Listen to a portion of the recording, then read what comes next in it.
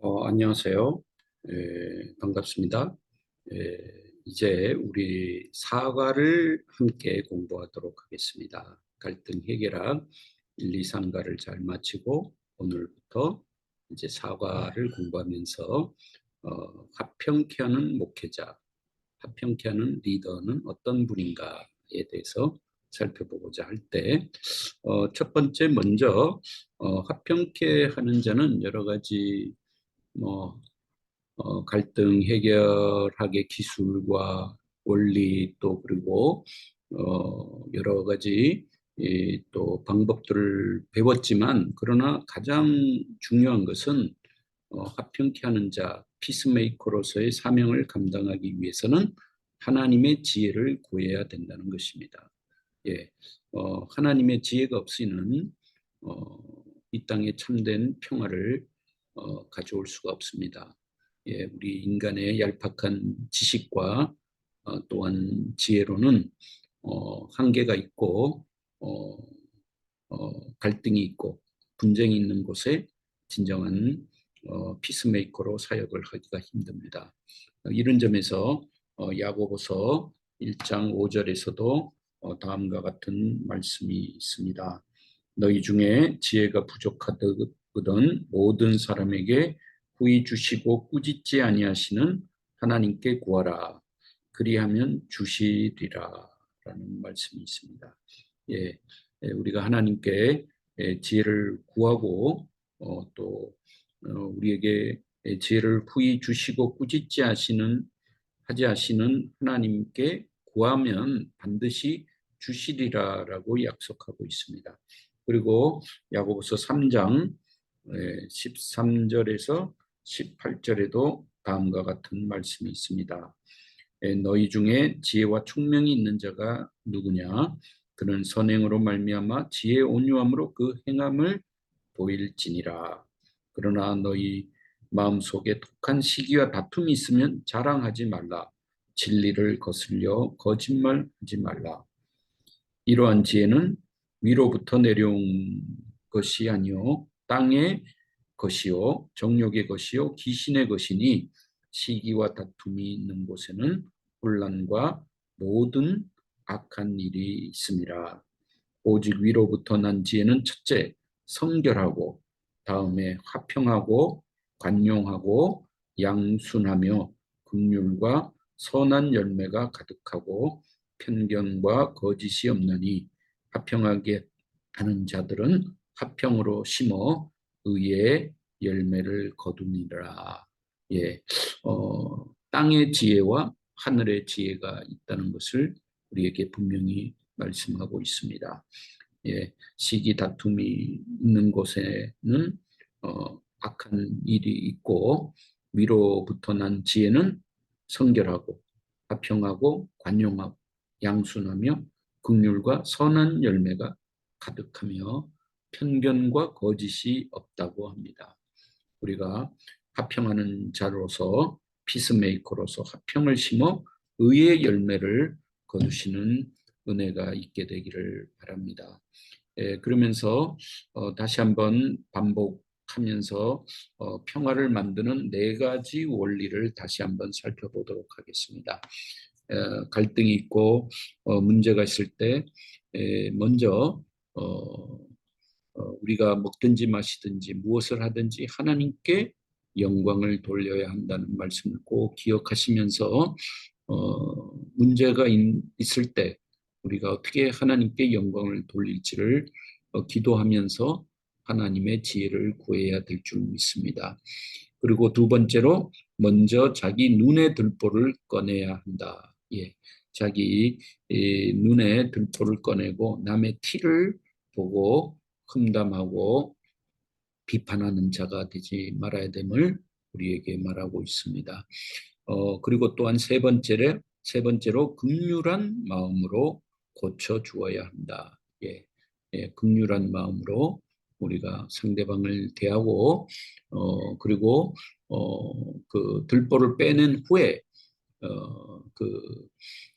지적할 때 우리가 긍휼한 마음으로 겸손한 마음으로 지적하여 고쳐 주어야 한다.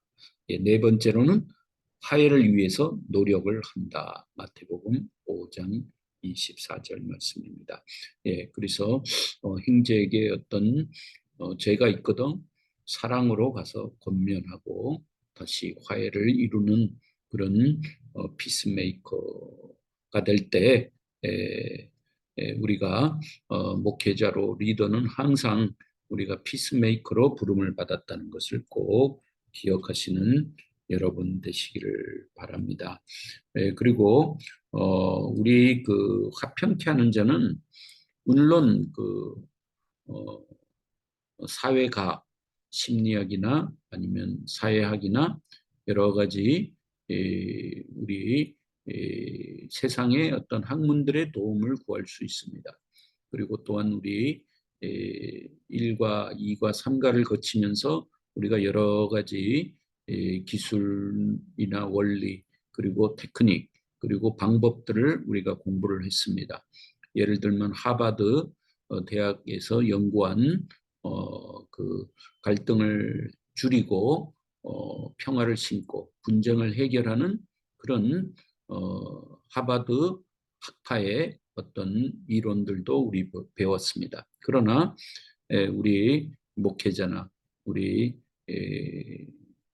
선교사님이나 아니면은 우리 그 사역자들은 항상 성경의 도구를 먼저 사용해야 된다는 걸 꼭 기억하시기 바랍니다. 그러면서 오늘은 이 어떤 성경의 도구가 있는지를 오늘 공부를 하면서 우리가 이 도구들을 잘 교회와 또한 세상에서 잘 활용하여 화평케 하는 자로 사역을 잘 감당해야 되겠다 이렇게 다짐하시는 여러분 되기를 바랍니다.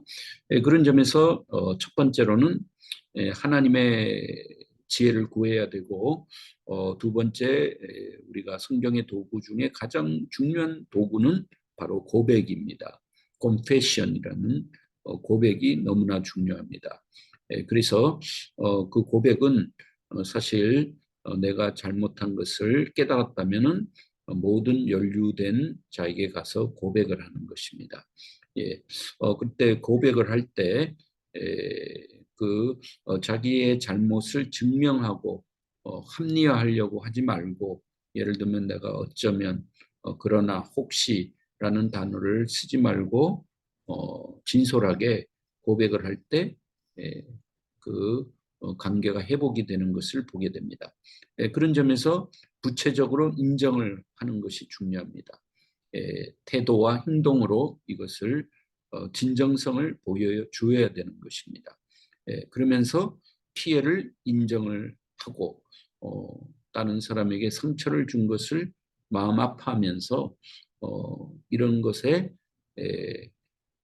잘못했고 또 내가 피해를 주었다는 것을 인정을 하고 그 다음에 그 결과를 받아들이는 것입니다. 예를 들면 보상을 할 수도 있습니다. 그 다음에 중요한 것은 고백 후에는 행동을 바꾸고 태도와 행동을 바꾸고 그러면서 용서를 구하는 것이죠. 이런 점에서 그 고백이라는 것은 상당히 큰 힘이 있고 능력이 있습니다. 그런 점에서 사람을 그 가해자나 피해자도 과거의 어떤 트라우마에서 이렇게 해방되고 자유를 얻을 수 있는 그런 성경에서 가르치는 아주 중요한 도구입니다. 그럴 때 우리 그 목회자나 사역자들은 어떤 성도들의 그 고백을 들었을 때 아니면은 그 고백을 이렇게 진솔하게 상담을 할 때 그럴 때 중요한 것은 그 비밀을 잘 유지해 주는 것입니다. 그래서 그 고백의 내용 중에 생명의 위협이 없는 상황에서 절대로 내용을 누설하면 안 되는 것입니다. 그분이 목회자와 또한 사역자, 장로님이 될 수도 있고 선교사님이 될 수도 있는데 그것을 이렇게 고백을 했을 때 우리가 삼자에게 가서 그것을 말을 한다든가 아니면은 그 내용을 퍼뜨리게 된다면은 법적으로 처벌도 받을 수 있다는 것을 꼭 기억하시기 바랍니다. 그래서 아르헨티나 경우에는 가톨릭 국가인데 이 가톨릭 국가로서 그 많은 분들이 이제 사제 혹은 신부에게 가서 고백을 하죠. 그래서 고백을 하고 그다음에 그 신부나 목회자가 그 고백한 내용을 누설하고 퍼뜨리지 말아야 된다는 민법 17, 132 조항이 있습니다. 그래서 그 내용을 함부로 퍼뜨리거나 누설하는 경우 처벌을 받는다는 그런 조항이 있는 것이죠. 그만큼 자신의 마음을 열고 자신의 깊은 그 지성소에 있는 어떤 비밀을 목회자나 아니면은 사역자에게 얘기를 했는데 그것을 퍼뜨리거나 남에게 말을 하게 되는 것은 큰 윤리적인 실수가 아니라 이거는 처벌받을 아주 중요한 그 실수를 범하는 것입니다. 그러나 생명이 위협이 있고 그럴 때는 그것을 알릴 필요가 있을 때는 지혜롭게 그것을 잘 알려서 제3자를 구하고 또한 생명을 보존하게 하는 일은 가능하다는 것입니다. 그래서 생명의 위협이 있는데도 나는 고백의 비밀을 유지하겠다. 그것은 그때 만약에 그 3자가 생명을 잃어버리게 된다면 그때는 신부나 목회자에게 책임이 가게 되고 책임을 져야 되는 상황이 오기 때문에 그때는 반드시 해당 기관에 알리고 그것에 대해서 조치를 취해야 될 줄로 믿습니다. 그런 점에서 우리가 우리의 잘못을 우리가 고백하고 또한 우리가 서로 용서를 구하는 것은 너무나 아름다운 일이고 이것을 우리가 그 형제들끼리 서로 고백을 하는 가운데 서로 자유함을 얻고 그리고 또 치유를 받게 되는 역사가 일어나게 됩니다. 야고보서 5장 16절에 이런 말씀이 있습니다. 그러므로 너희 죄를 서로 고백하며 병이 낫기를 위하여 서로 기도하라. 의인의 간구는 역사하는 힘이 크니라. 여기에도 너희 죄를 서로 고백하라라는 말씀이 있듯이 우리가 서로의 잘못을 하나님에게만 고백하는 것이 아니라 또한 내가 상대방의 잘못한 것이 있고 깨달음이 오면은 찾아가서 고백을 하든지 아니면은 사역자나 목회자에게 가서 고백하는 을 통해서 지도를 받고 또한 치유를 받고 자유케 하는 그런 성경적인 아주 좋은 도구가 고백이라는 걸 꼭 기억하시기 바랍니다. 그 다음에 두 번째로서의 그 성경적 도구는 바로 용서입니다. 1990년 이후에 용서에 대한 관심이 과학계 혹은 학계에서도 많은 관심과 또한 연구를 하고 있습니다. 그래서 그 정신치유에 많은 도움이 된다고 인정을 하고 있죠.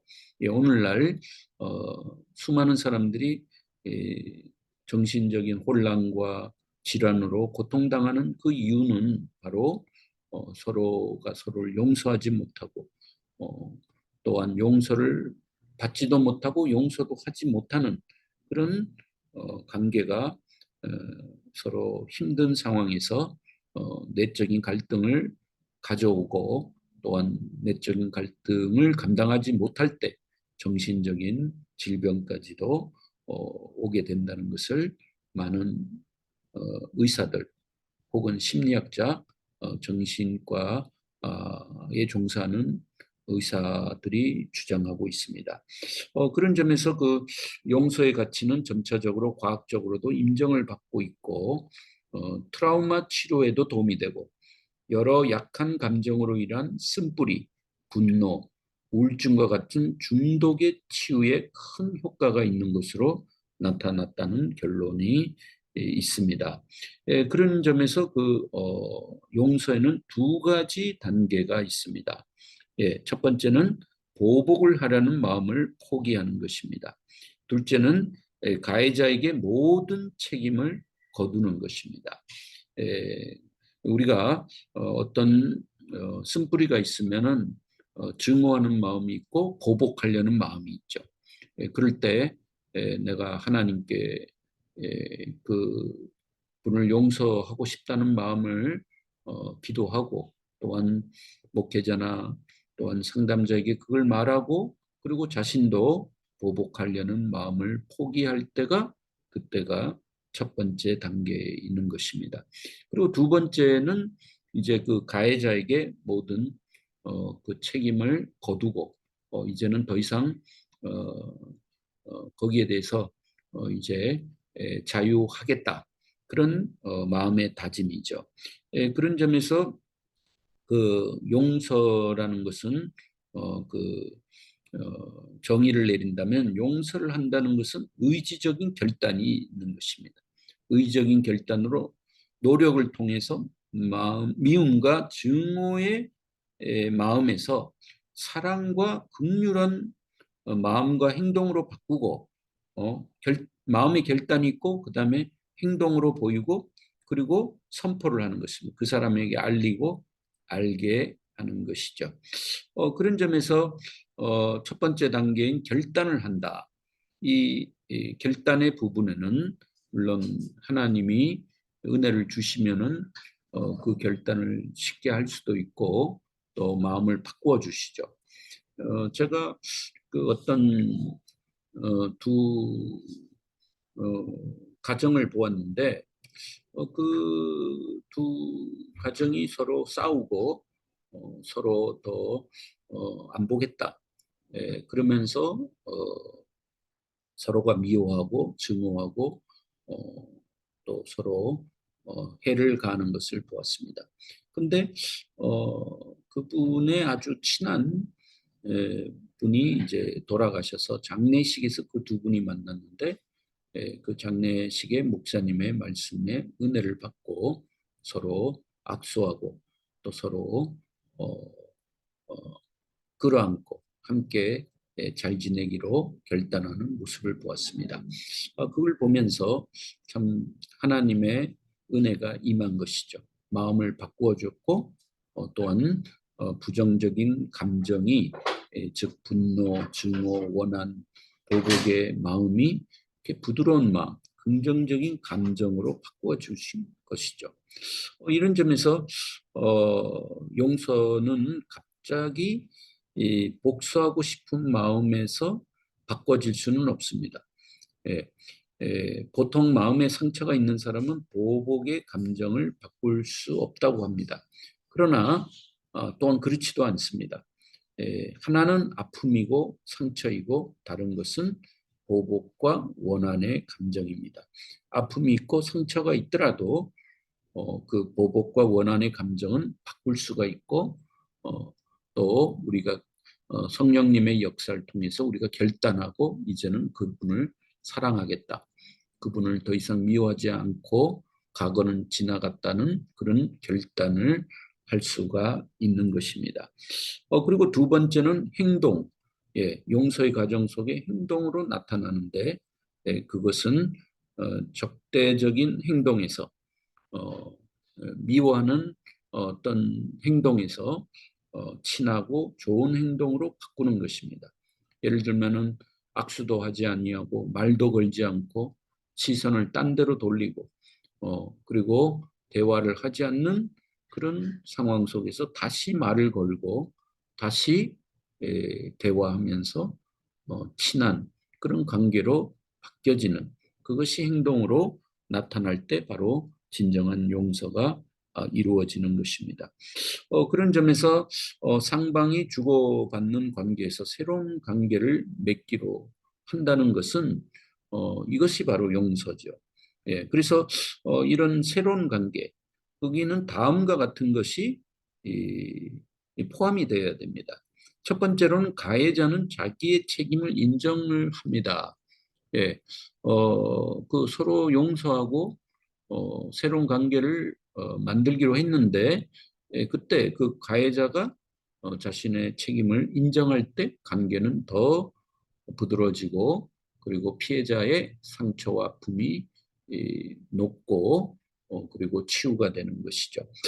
그러면서 두 번째로는 사과를 표현하고 일어난 일에 대해 마음을 아파하고 앞으로 새로운 관계에서 사랑과 진정성을 가지고 대할 것을 말을 하는 것입니다. 예, 그래서 과거에 참 이런 일로 우리 사이가 나빴는데, 앞으로 참 이렇게 우리가 서로 미워하고 서로 보복하려고 하고 서로 이렇게 싫어하는 감정과 관계에서 새로운 관계를 가지자. 그렇게 만나서 말을 할 때 그때 회복이 일어나는 것이죠. 그 다음에 세 번째로는 피해자는 가해자의 사과를 받아들이는 것이 중요합니다. 과거를 자꾸만 얘기하고 그때 너가 왜 그랬냐, 그때 그래서 내가 마음이 아프고 지금도 이런 손해를 봤다 그러면서 계속 따지고 들면 끝이 없죠. 그러나 그 가해자의 사과를 받아들이고 그래 앞으로 잘해보자, 이런 과정이 바로 용서의 과정이죠. 그다음에 세 번째 과정에서 선포. 용서라는 행동은 모든 원한을 포기하고 이제는 보복에서 자유하여 어, 상대에게 선포를 하는 것입니다. 이제는 새로운 문이 열리고 사람은 자유하게 되었다.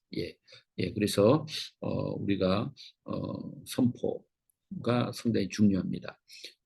언제 이런 말을 하는 것이 가능한가? 당신을 용서합니다. 그것은 그 일에 대해서 더 이상 매여 있지 않을 때, 자꾸만 과거에 대해서 말하고 그러면 용서한 것이 아니죠. 저도 목회자로서 목회를 할 때 어떤 여집사님이 남자 집사님에게 어떤 교회 일로 심하게 다툰 일이 있었습니다.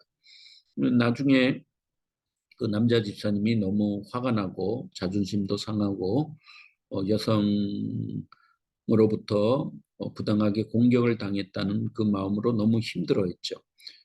그래서 저에게 계속 찾아와서 어, 그 치료를 해달라고 요구를 하게 되었습니다.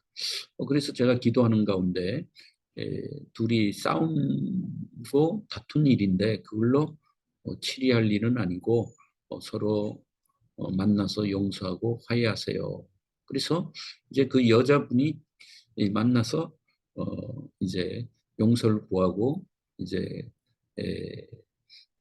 좋은 관계에서 헤어졌습니다. 그래서 저는 그 일이 끝난 줄로 알았는데 한 달이 지나고 계속 그 남자 집사님이 저희를 찾아와서 어, 요구를 하는 것입니다. 치를 해야 된다고. 예. 그럴 때 참 난감하죠. 예. 그때 말로는 당신을 용서합니다. 그랬는데 사실은 실질적으로는 용서를 하지 않았던 것이죠. 그 일에 계속 매여 있고 그러면서 그 일에 대해서 계속 말을 하고 그 여집사에 대해서 계속 악감정을 갖고 있는 것을 보면서 겉으로는 용서를 했지만 마음 깊은 곳에는 용서를 하지 못한 것을 보고 그분을 위해서도 계속 중보 기도하고 또한 계속 대화를 하면서 이제 그 여자 집사님은 용서를 구했기 때문에 이제 당신이 용서를 받아들일 준비를 해야 됩니다라고 말했던 적이 기억이 납니다. 그래서 당신을 용서합니다라는 그 말은 그 일에 대해서 더 이상 매여 있지 않을 때, 또 더 이상 계속 말을 하고 공격하지 않을 때, 또 다른 사람들에게 더 이상 그 일에 대해서 말을 하지 않을 때, 더 이상 그 일이 우리의 관계를 막고 좋은 관계를 방해하는 것이 없을 때, 이 네 가지가 포함이 돼야 된다는 것입니다. 그래서 용서합니다 그랬을 때는 참 자유가 있어야 되는데 그런 자유가 없다. 그럼 아직도 용서할 준비가 안 된 거죠. 그럴 때는 솔직하게 좀 더 기도해 보십시다. 예, 제가 아직도 마음의 준비가 안 됐습니다. 이렇게 솔직하게 상대방이 얘기할 때 그때 상대방이 알아듣고 서로 기도하는 가운데서 좀 시간을 가지고 다시 하나님의 그 마음이 임할 때 그때 용서합니다. 이렇게 선포하는 것이 중요합니다. 그리고 용서하는 것은 저주하는 것을 그만두고 축복하는 것으로 시작할 때입니다. 그래서 용서했습니다. 용서합니다. 그랬는데 계속 내가 저주하는 마음이 있고 미워하고 악감정을 가지는 것은 용서가 아니죠. 용서는 축복을 하고 그분을 위해서 기도하고 그분이 잘 되도록 우리가 바랄 때 그때 진정한 용서의 의미가 있는 것입니다. 그런 점에서 그 용서가 아닌 것은 오늘날 너무나 가벼운 용서, 그것은 진정한 용서가 아닙니다. 진정한 화해의 길이 아닙니다. 용서가 아닌 것은 무엇입니까? 용서에는 지름길이 없고 하나의 가정이라는 걸 꼭 기억해야 됩니다. 용서는 과거를 잊어버리는 것이 아닙니다. 그거 뭐 내 잊어버려야지. 잊어버린다고 해결되는 것이 아니죠. 그리고 용서는 일어난 사건을 합리화하거나 축소하는 것이 아닙니다. 그때 어, 그 어떤 여성이 강간을 당했는데 그때 그 용서한다고 하면서 내가 너무 이렇게 꼬리를 쳤고 내가 유혹을 해서 그런 게 아닌가 그러면서 자기를 자책하는 것은 용서가 아니죠.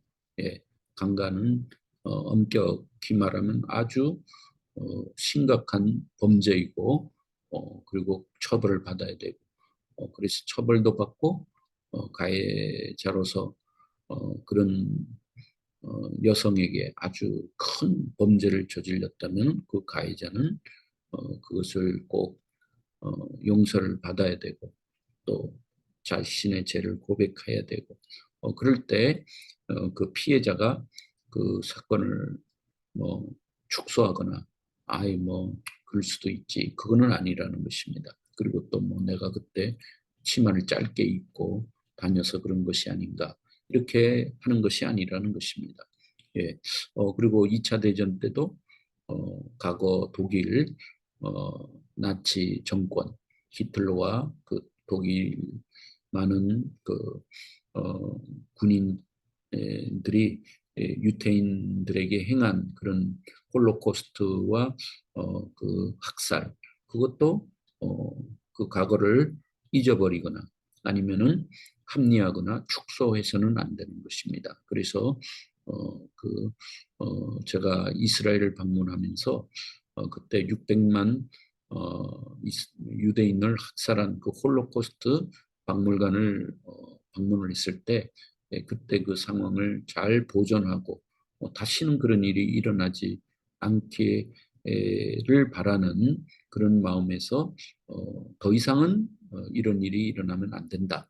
그런 것을 가르치면서도 동시에 그 독일 국민들이 자신들의 범죄를 고백하고 또 용서를 구하고 그리고 그 보상도 하고 그런 치유의 과정을 보면서 우리가 용서는 꼭 과거를 잃어버리는 것이 아니고 합리하는 것도 아니고 축소하는 것도 아니라는 것을 꼭 기억하시기 바랍니다.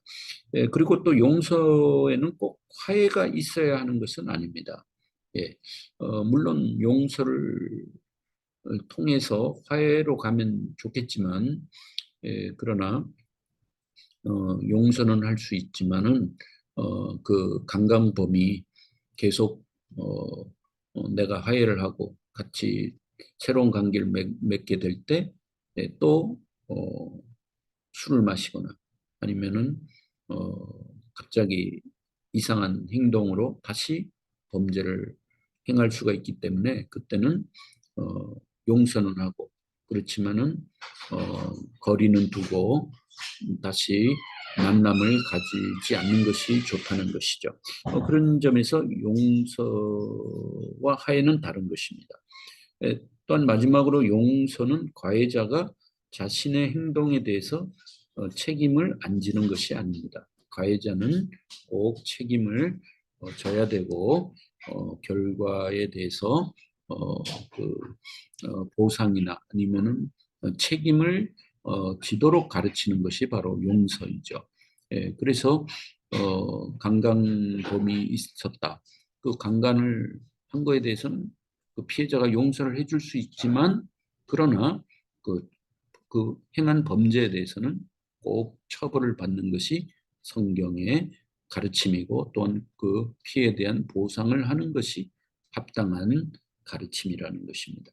그런 점에서 성경적 예로서는 오네시모와 빌레몬 경우를 우리에게 말하고 있습니다. 거기에도 그 오네시모가 감옥에서 바울을 만나 회심하고 좋은 크리스찬이 됐을 때 다시 돌아가서 고백하고 용서를 구하고 그리고 이제 그 자기가 잘못한 것을 이렇게 책임지는 그런 모습을 오네시모가 보인 것을 보면서 우리가 이 성경적으로도 바르게 용서에 대해서 가르쳐야 됩니다.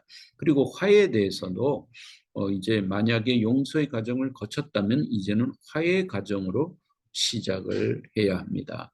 예, 용서도 하나의 과정이라면 화해도 과정이라는 것을 꼭 기억하시고 이것이 성경의 가르침의 목표이지만 항상 가능한 것은 아니고 하나님은 모두를 용서하셨지만 화해는 항상 가능한 것은 아니라는 것을 우리가 알아야 됩니다.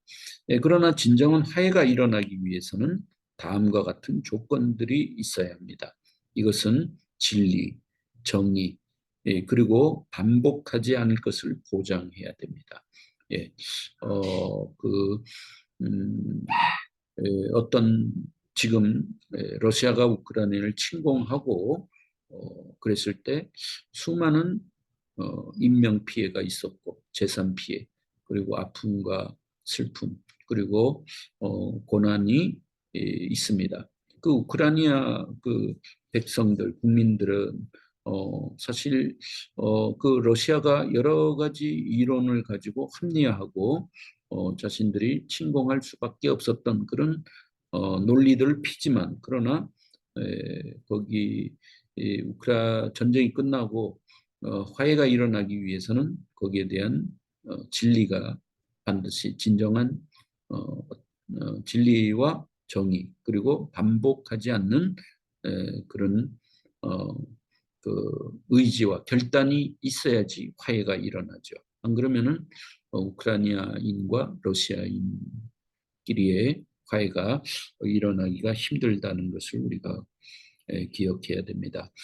그리고 그 화해를 위해서 가장 큰 장벽을 넘기 위해서는 원한이라는 감정을 이겨야 합니다. 예, 그 원한이라는 것은 레센tir, 그러니까 느낌이 계속 느낀다는 것입니다. 과거에 그때 30년 전에 있었던 일이 계속 지금도 느끼는 것이죠. 그것이 원한입니다. 예. 그래서 그 역사적 원한들은 몇 세기까지 지속되기도 합니다. 어떤 때는 500년이 지나서도 다시 일어날 때도 있습니다. 그러면 화해가 일어나기 힘들죠. 그러나 성경적 예화를 보게 되면 야곱과 에서의 화해가 아주 우리에게 좋은 성경 가르침으로 우리에게 말씀해 주고 있습니다. 거기에 보면은 화해 과정 중에 첫 번째로 야곱은 먼저 그 갈등의 사이클을 끊으려고 적극적으로 본인이 시도를 하죠. 예, 본인이 의도적으로 화해를 하려고 노력을 합니다.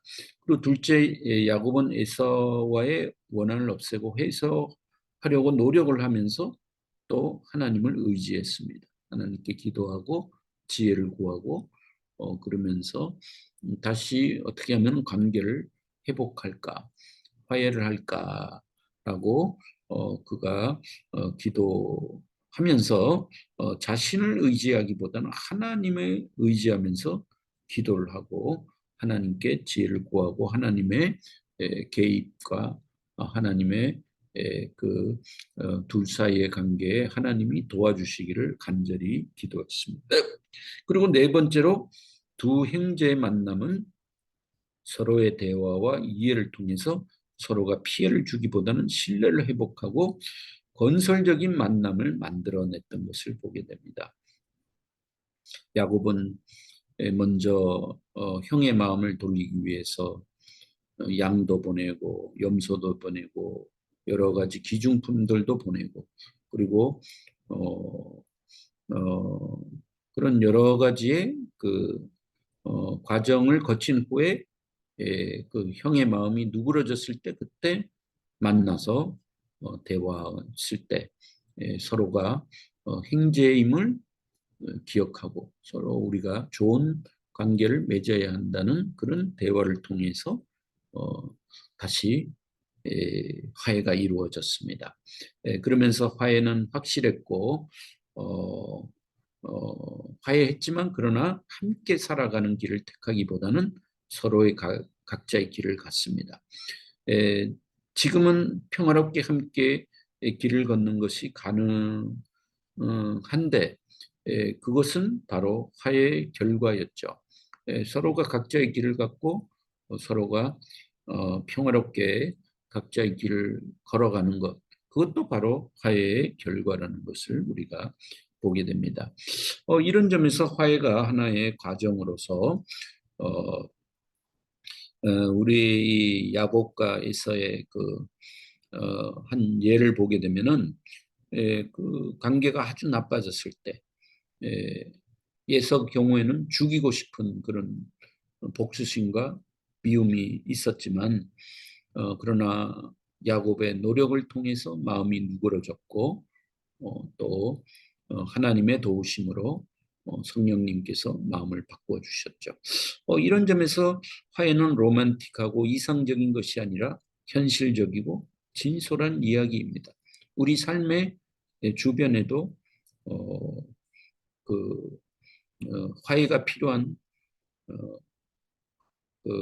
동역자들이 있고 또한 성도들이 있습니다. 그런 점에서 화해는 증오에서 사랑으로 가는 길에는 지름길이 없고 긴 과정 속에서 참을 수 없는 것을 참는 것이고 절망 가운데 희망을 심는 것이고 그리고 고난 가운데 기쁨을 되찾는 것이기에 길고 긴 과정 속에서 증오에서 사랑으로 바꾸는 것입니다. 하루아침에 화해는 이루어지지 않습니다. 우리가 한 오랜 시간 가운데 서로 노력하고 기도하고 조금씩 서로 다가갈 때 그때 결국에 만나 진솔한 화해가 이루어지는 것이라는 것을 우리가 꼭 기억하시기 바랍니다. 그리고 세 번째로서는 화평케 하는 자는 소통에 능한 자가 되어야 됩니다. 먼저 화평케 하는 자는 하나님의 지혜를 구하는 자이다. 그 피스메이커는 하나님의 지혜, 위로부터 오는 지혜를 의지하고 땅의 지혜를 자신의 지혜를 의지하지 않는 자로 서야 된다는 걸 말씀드렸고 두 번째로는 화평케 하는 자는 성경의 도구들을 잘 활용해야 된다. 그것이 바로 첫 번째는 고백이었고 두 번째 용서, 그 다음에 세 번째는 화해였던 것을 보게 됩니다. 그래서 우리 피스메이커는 자꾸만 관계를 나누어 놓는 사람이 아니라 싸움을 부추기는 사람이 아니라 우리가 서로 고백하게 하고 서로 용서하게 하고 서로 화목하게 하는 그런 일을 하는 우리 애들이 돼야 될 것이죠. 그런데 세 번째로 참 여기에 중요한 또 다른 원리가 나옵니다. 그것은 바로 화평케 하는 자는 소통에 능한 자가 되어야 된다는 것입니다. 소통을 잘해야 된다. 커뮤니케이션이 좋아야 된다. 서로 오해를 줄이고 어, 좋은 그런 관계를 맺기 위해서는 이 소통의 기술과 소통에 능한 자 그리고 잘 대화를 이끌어 나갈 줄 아는 그런 그 사람이 될 때 바로 피스메이커, 화평케 하는 자가 될 수 있습니다. 그런 점에서 우리가 소통을 할 때 커뮤니케이션에서 중요한 것은 이런 것에 일치가 있어야 됩니다. 먼저 생각하는 것들, 느끼는 것들, 말하는 것과 행동하는 것. 우리가 교회에서도 제가 어떤 예를 보게 되면은 이유 없이 상대방을 아주 높여줍니다. 그러나 뒤에 가서는 딴 말을 하죠. 앞에서는 그냥 침이 마르도록 칭찬을 하고 높여주고 과장하면서 그 사람을 붕 띄워주지만 딴 데 가서는 뭐 그 사람에 대해서 험담을 하고 그 사람의 약점을 퍼뜨리고 그러면 이거는 겉과 속이 다른 거죠. 말은 건드리려 하지만 생각하고 느끼는 것은 반대인데 자신의 이익을 위해서 말은 그렇게 하면서 또 딴 데서는 다르게 말하고 다르게 행동하고 그걸 보고 우리는 위선이라고 말하죠. 그러나 우리가 소통을 잘하려고 하고 피스메이커로서 살아가려고 할 때 그때 우리는 생각하는 것, 느끼는 것, 말하는 것, 행동하는 거에 될 수 있으면 일치를 이루어야 됩니다. 느끼는 것이 부정적이다. 그런 말을 하지 말아야 되죠. 예, 생각하는 것이 저분은 왜 저래? 그런 게 느껴졌다면 말을 지혜롭게 하는 자는 그것을 말을 아낄 줄 알아야죠. 그리고 행동을 할 때도 지혜롭게 행동을 하는 것이 필요할 줄 믿습니다. 그래서 그 커뮤니케이션의 네 가지 단계 거기 보면 표면적인 커뮤니케이션, 소통이 있습니다. 그거는 정보만 나누는 거죠. 정보만 교환하는 것이죠. 그건 아주 가장 낮은 수준의 소통입니다. 예, 예, 그런 소통은 아주 무의미하고 건조하고 차갑고 그리고 아주 어, 깊은 내면의 소통이 이루어지지 않는 거죠. 그래서 우정이나 사랑 그리고 친근감이 싹틀 수가 없죠. 어쩌면 회사에서 아니면은 어, 사업 관계 속에서 그냥 어, 정보만 그냥 교환하는 그런 관계. 그것은 바로 1단계의 소통입니다. 그러나 좀 더 깊은 소통, 그것은 의미적 소통을 할 때죠. 의견을 서로 나누고 서로 어, 생각을 공유하고 또 네, 서로 어떤 대화를 통해서 어, 자신들의 깊은 생각들을 상대방에게 말을 할 때 그것이 바로 의미적인 소통입니다. 그 다음에 더 깊은 소통은 바로 감정을 나눌 때입니다. 깊은 면, 깊은 면, 아주 감정을 이렇게 나누는 관계는 더 친밀하고 더 가깝고 그리고 아주 우리의 그 필요를 말하게 될 때 그때는가 3단계 더 깊은 소통이고 마지막으로 이제 네 번째 아주 깊은 그 소통은 바로 내면, 우리의 필요들, 우리의 필요성을 말할 때가 아주 그 깊고 친밀하고 깊은 소통이라는 것을 우리가 알게 됩니다. 그리고 이 소통에는 기술이 필요합니다. 테크닉이 필요하고 또한 우리가 노력을 해서 어떤 이런 그 것들을 배워나가는 것들이 필요합니다. 그래서 에베소서 5장 19절에도 시와 찬송과 영적인 노래로 서로 화답하고 여러분의 마음으로 주님께 노래하고 시를 읊으며 라고 말하고 있습니다. 우리가 그 서로 화답하고 서로 마음을 나누고 이런 것은 기술이 필요하고 또한 능력이 필요한 것이죠. 그래서 기술은 어떤 능력을 배워서 하는 것입니다. 태어나는 것이 아니라 이제 계속 노력하고 또한 반복하고 또한 실천할 때 그것이 시간이 지나면 자연스러워져서 기능적으로 하는 행동이 되는 것입니다. 우리가 운전을 하는 것과 똑같은 것이죠.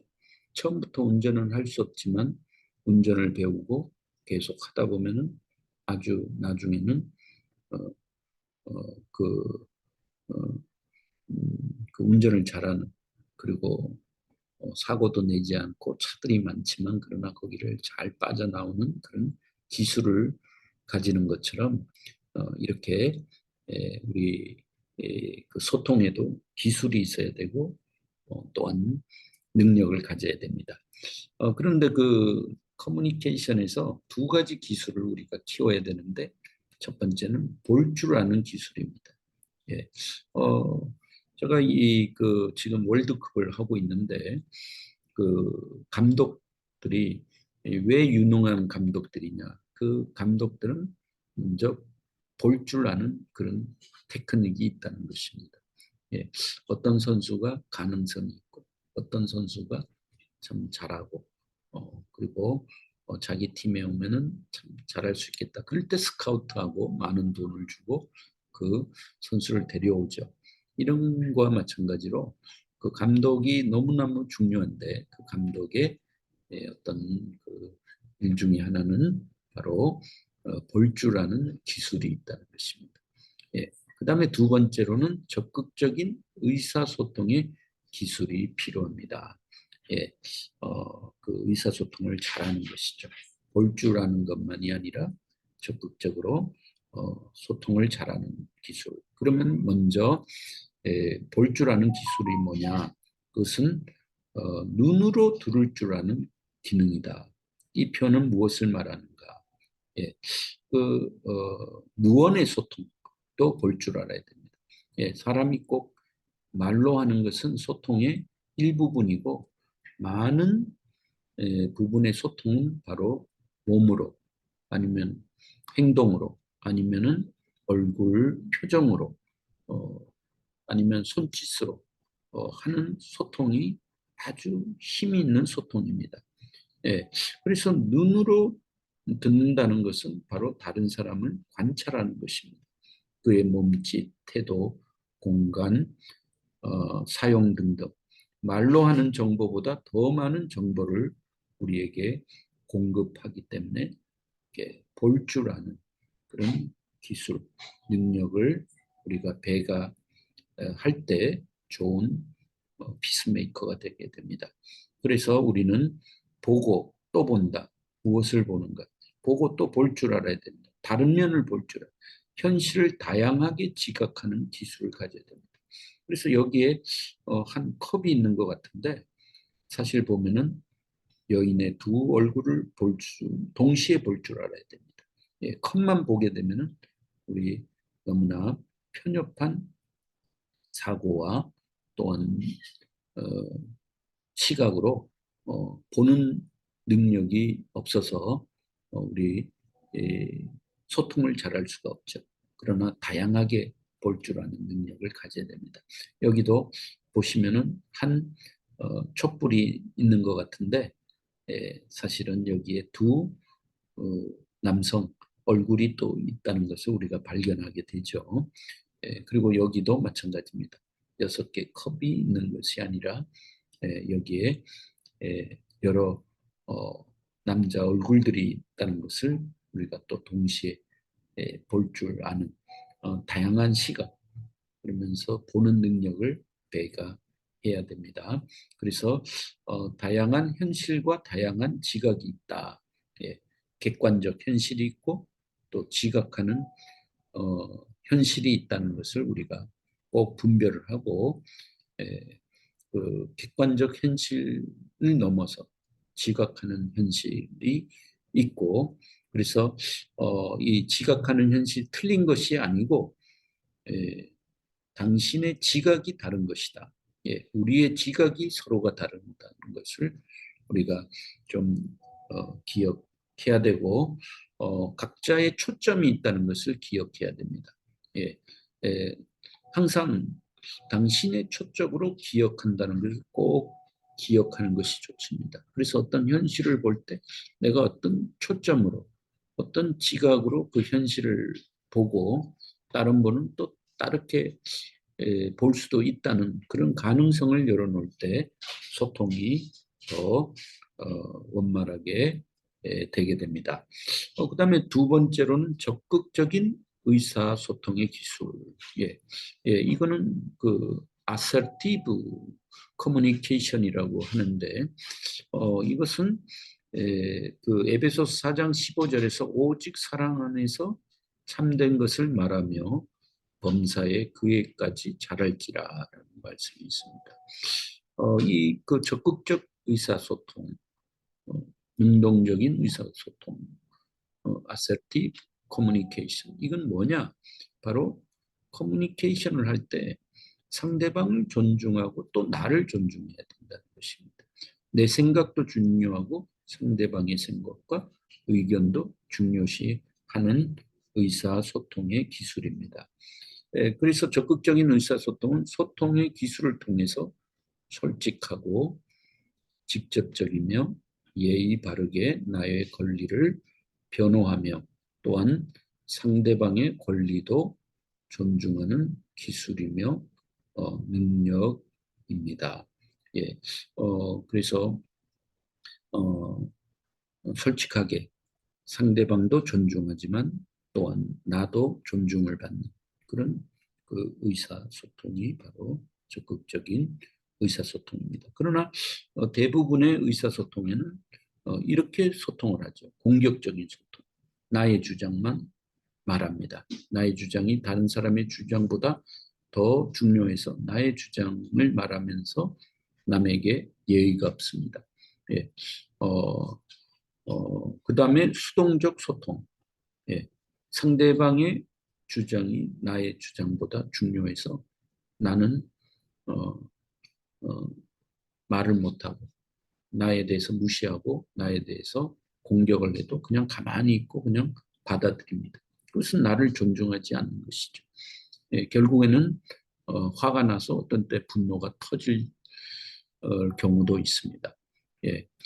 그런 그 공격적 소통, 수동적 소통은 진정한 그 소통을 이루지 못하죠. 그러면 적극적인 소통은 무엇이냐? 당신도 중요합니다. 당신 것도 중요합니다. 그러나 나도 중요합니다. 나의 것도 중요합니다. 그러면서 함께 존중을 하는 의사소통입니다. 그래서 당신을 존중한다는 것은 당신의 말을 듣는다는 것입니다. 먼저 듣지 않는 것은 존중하지 않는 것이죠. 그래서 경청이 너무나도 소통에는 중요합니다. 잘 듣는 훈련을 우리가 계속 해야 되죠. 그래서 계속 우리가 듣는 훈련을 하고 그럴 때 그 잘 들어줄 때 그때 그 소통이 일어납니다. 그러나 듣는 척을 하는 것, 부분만 듣고 주의 깊게 듣지 않고 공감하면서 듣는 것, 참 이것이 중요합니다. 듣는 척하는 것이 아니고 부분만 듣는 것이 아니고 주의 깊게 듣고 공감하면서 듣는 이게 경청이죠. 예, 인간의 가장 중요한 필요성은 이해되고 또 자기를 잘 들어주는 것입니다. 예, 이것이 소통이 너무 중요하죠. 예, 그러나 먼저 갈등을 해결한 경험이 없으면 상대방을 이해해 주기가 너무나 힘듭니다. 공감하기가 힘든 거죠. 예, 그분의 그 상황에서 그분이 어떻게 해서 그럴 수밖에 없겠는지를 이해해주는 능력이 부족해지는 것이요. 그래서 적극적인 의사소통의 첫걸음은 먼저 이해를 해주는 것입니다. 이해받기보다 먼저 이웃과 상대방을 이해해 주는 것입니다. 예, 그래서 상대방을 존중한다는 것은 적극적인 경청을 통해서 상대방을 이해해주며 이해받기보다는 이해해주는 것이다. 경청한다, 정보를 얻는다, 그리고 피드백을 한다. 예. 그 다음에 적극적 의사소통은 나를 존중한다. 나의 위치를 설명한다. 예. 예를 들면 남편이 왜 빨래를 안 했냐? 그리고 화를 냅니다. 그럴 때 에, 그 수동적으로 그냥 잘못했어, 미안해 그런 것이 아니라 왜 그런 말을 할 때 화를 내는가? 화를 내니까 내가 기분이 나빠지지 않느냐라고 말하고 그리고 내가 이러이러한 일로 바빠서 못했으니까 다음에는 꼭 하겠다. 그렇게 될 때 그 남편의 그 요구도 들어주고 그리고 나도 존중하게 하는 그런 의사소통이죠. 예, 그래서 나의 의견, 필요성, 관심을 표현하는 것입니다. 나의 감정을 표현합니다. 그렇게 화를 내면서 말을 하면 나도 감정이 상하고 나도 상처를 받게 되니까 다음부터는 그것이 요구를 할 때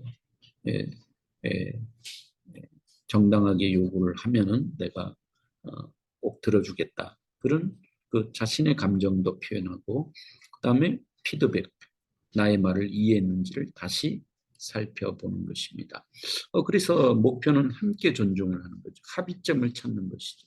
둘 다 함께 윈윈하고 그런 점에서 그 소통을 하는 것은 함께 합의점을 찾고 불일치를 발견하여 합의를 하는 것이 바로 우리 그 가장 중요한 소통의 원리이고 또한 소통의 기술입니다.